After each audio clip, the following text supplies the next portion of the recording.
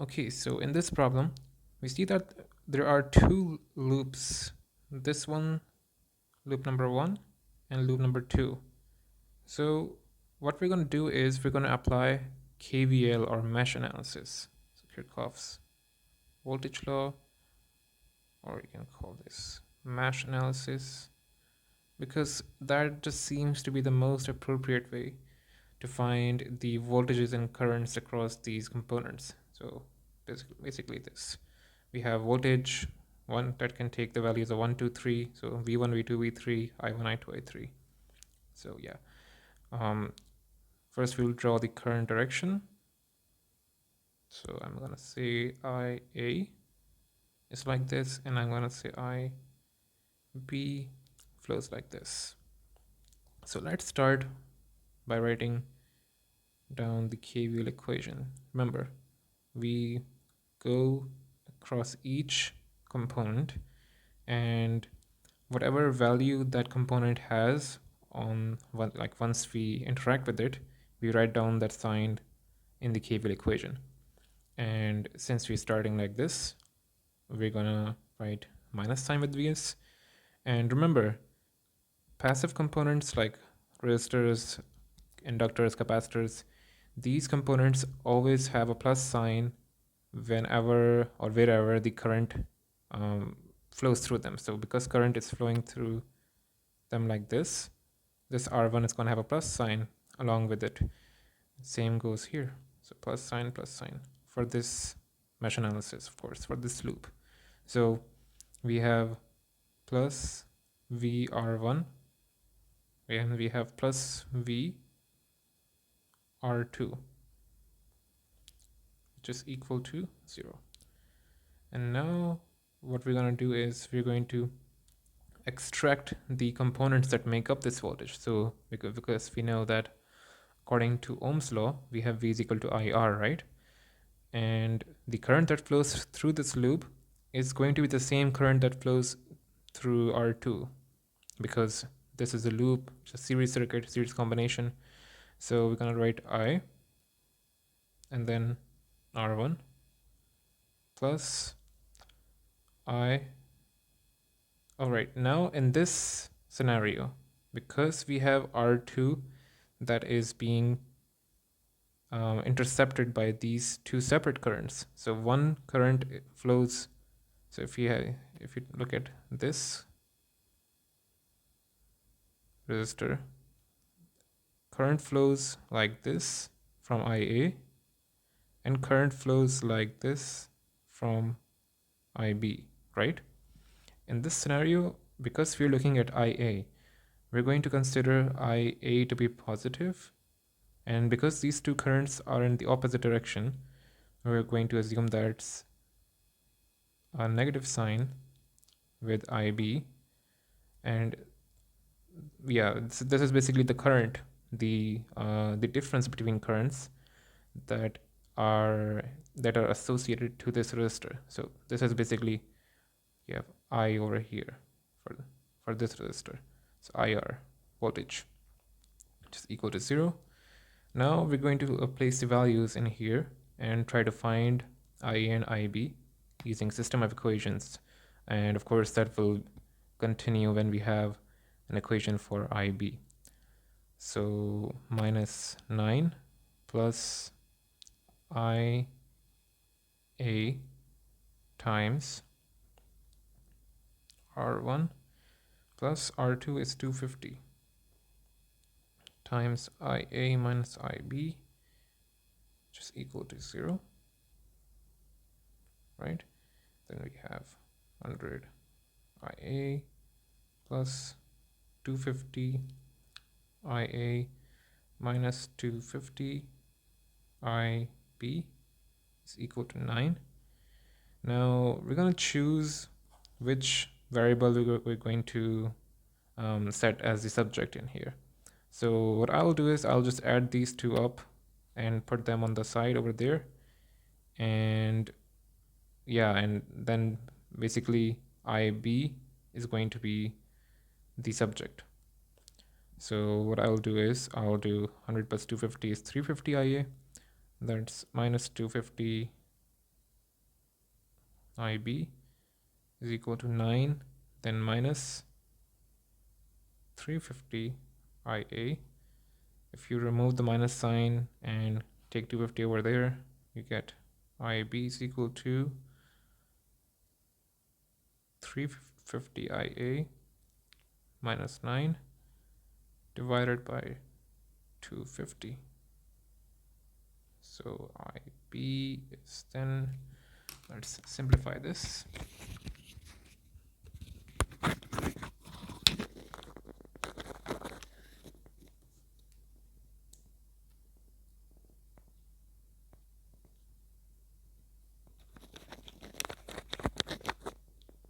And that's, we'll just leave it at that. So that is the equation for IB. Now we're going to apply the appropriate equation for the mesh analysis on this second loop, right? So we have, in here we have, because we are considering this current, plus sign over here, minus sign over here, plus sign over here, minus sign over here. And because this resistor is facing now the opposite direction from IA, and IB is now positive, we will say that IB minus IA times R2, and then IB R3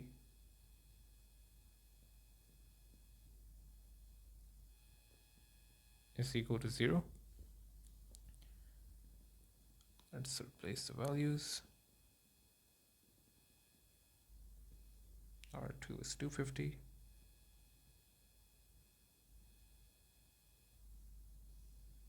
R3 is 200. That's 250 IB minus 250 IA plus 200 IB is equal to 0. 250 IB plus 200 IB, that's 450 IB. We have minus 250 IA is equal to 0. Now we'll just replace IB with what we have over here. So IB is simply 7 upon 5 IA minus 9 upon 2, excuse me, 7.250 minus 250 IA is equal to 0. I'm gonna multiply 450 by 7 upon 5, get 630 IA minus 450 times 9 upon 250, you get minus 81 upon 5 minus 250 IA is equal to 0. We'll do arithmetic operations on these two terms. So 630 minus 250, we have 380 IA. And we'll move this term on that side. We get it's equal to 81 upon 5. And IA is then 81 upon 5 times 380, which is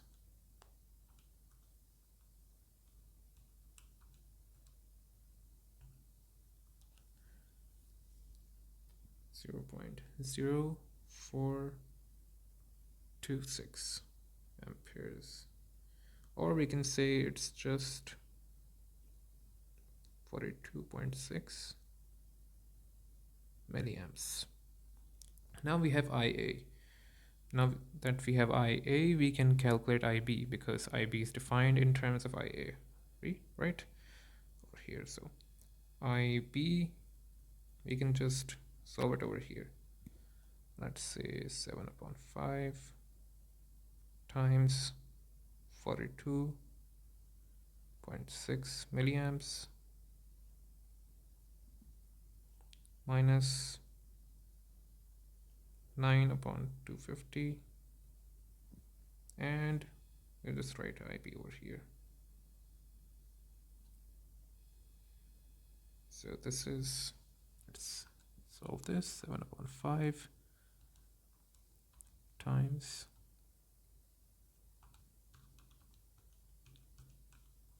2.6 milliamps minus 9 upon 250, and we get 0.0236.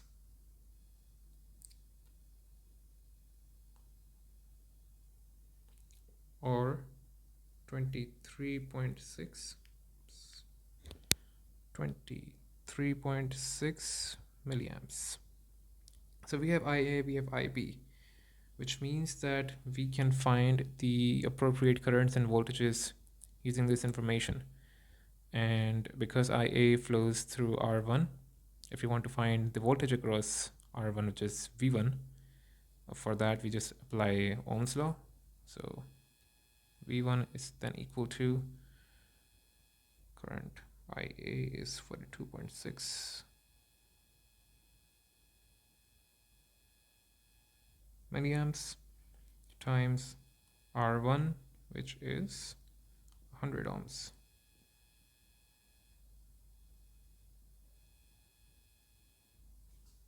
Which is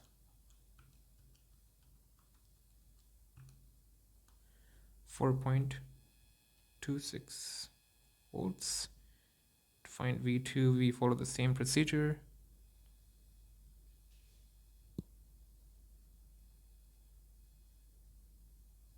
It's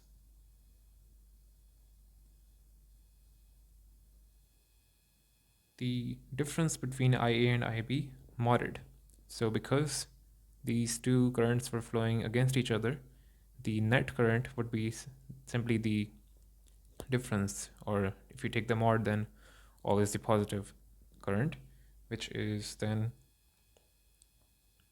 2.6 milliamps minus 23.6 milliamps, and you get the resistance R2, 250 ohms.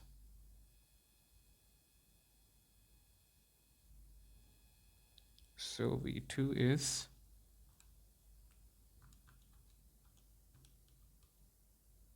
minus 23.6 milliamps times 250, and you get 4.75 volts in here, right? And V3 we can say is again the same procedure.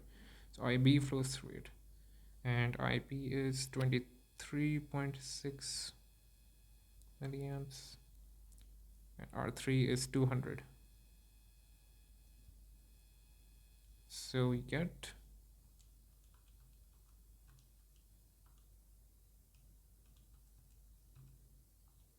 4.72 volts.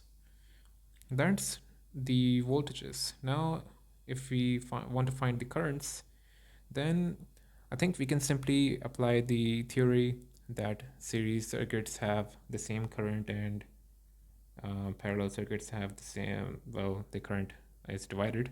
But because we have loops and loops are series circuits, we can just say that R1 and R1 has IA, right? Because IA flows through it. R3 has IB because IB flows through it, and R2 simply has the difference between IA and IB. So we say that I1 is equal to IA and IA is equal to 42.6 milliamps. I2 is simply going to be IA minus IB, which was, just to make sure,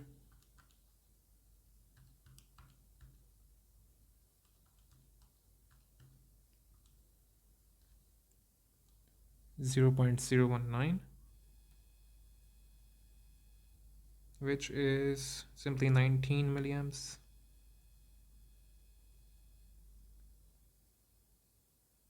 And I3 is then IB, which is 23.6 milliamps.